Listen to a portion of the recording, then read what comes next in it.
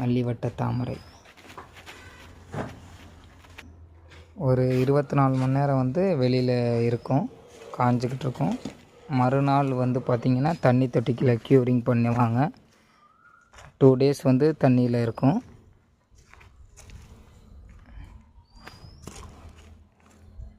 அதுக்கப்புறம் வந்து பார்த்திங்கன்னா வெளியில் எடுத்து காய போட்டுருவாங்க.